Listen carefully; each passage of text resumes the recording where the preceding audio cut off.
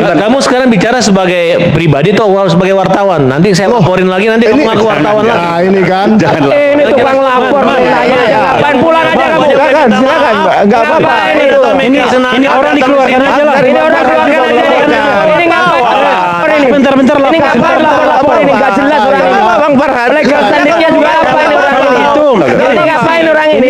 Biar saya ngatur. Ini soal yang serius ya. Iya. Kalau Anda tidak bisa berdebat sebentar Ya, ngapain lapor pulang polisi, aja sana? pergi aja Anda.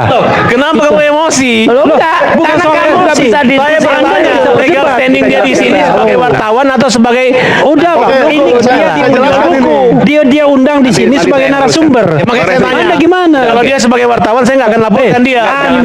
Dia diundang sebagai narasumber di sini. Kalau seandainya dari acara ini narasumber dilaporkan, saya akan bela di pemeriksaan Polda dan Polri. Nah, itu tepuk tangan. Bang Refli Karena ada. putusan Mahkamah Konstitusi sudah mengatakan, mohon maaf, putusan Mahkamah Konstitusi sudah mengatakan tidak boleh narasumber media arus utama dilaporkan. Ini nggak paham orang satu ini. Ya, oke, clear. Makan mencari uang dari buku, penjualan buku. Nih ibu-ibu nih bantu jualan mereka kan. Untung berapa kalian? Dapat royalti berapa kalian? Apa salahnya uang halal?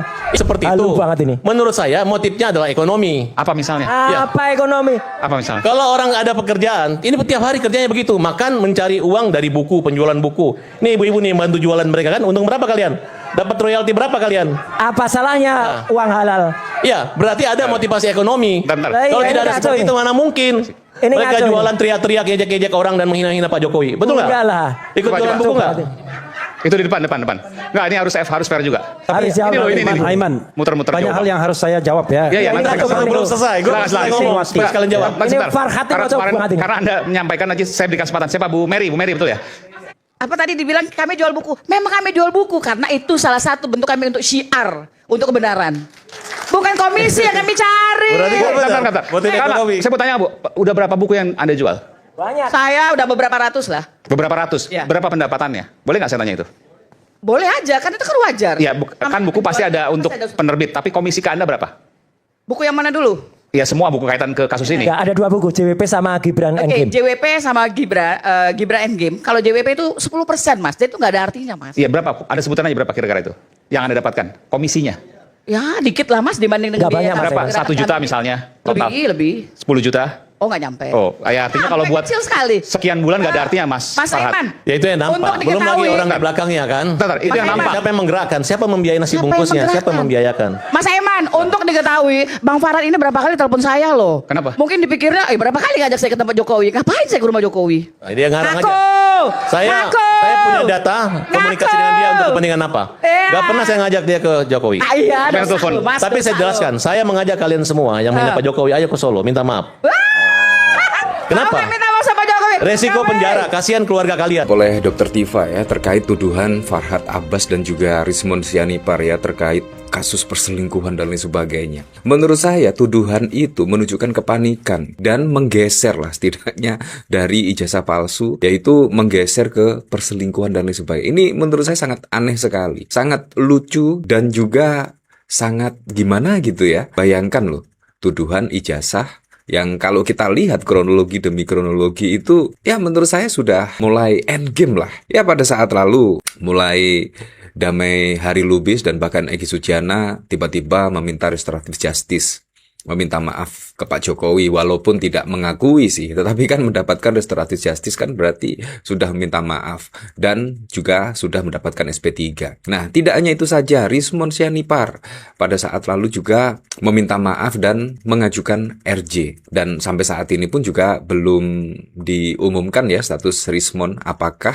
RJ tersebut dikabulkan atau tidak. Dan pada saat lalu juga ada hoax, untung saja sudah diluruskan oleh Dr. Tifa, yaitu terkait Dr. Tifa konon katanya 5 hari ke Solo meminta RJ dan ditolak oleh Jokowi dan lain sebagainya. Konon katanya seperti itu. Dan saat ini semuanya diungkap. Bahkan serangan demi serangan kepada Dr. Tifa ini sangat wow sekali. Mulai dari perselingkuhan lah, mulai dari meminta RJ lah. Ini menurut saya juga sangat kontradiktif ya. Meminta RJ setelah diklarifikasi oleh Dr. Tifa, tiba-tiba ada tuduhan terkait perselingkuhan dan lain sebagainya. Ini sangat lucu sekali. Dan ini adalah klarifikasi dari Dr. Tifa. Nah, ini sambil menyertakan sebuah foto, yaitu Dr. Tifa, Rocky Gerung, dan juga Valdo Maldini.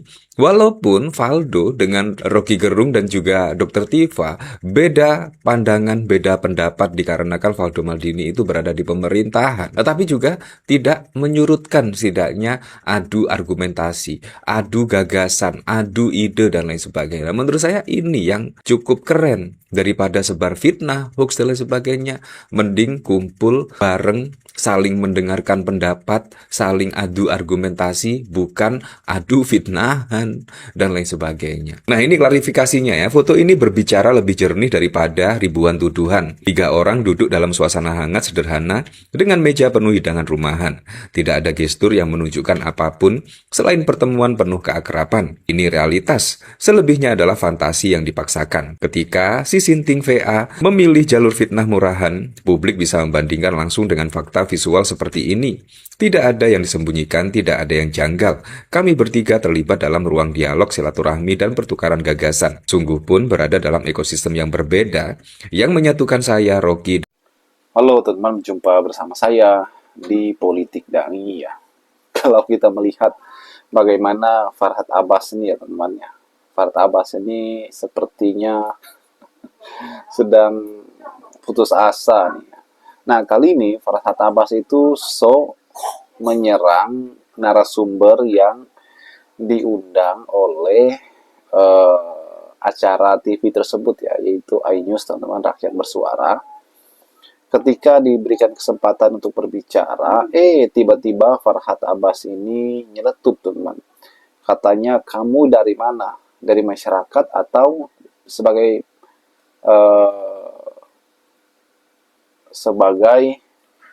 wartawan ya kan, dan ini membuat gelak tawa dan emosi Roy Suryo dan kawan-kawan teman-teman ya. Kalau kita melihat ya kan, Farhad ini pun langsung mengancam, kalau kamu sebagai pengacara atau sebagai wartawan ya saya akan laporkan kamu ya kan.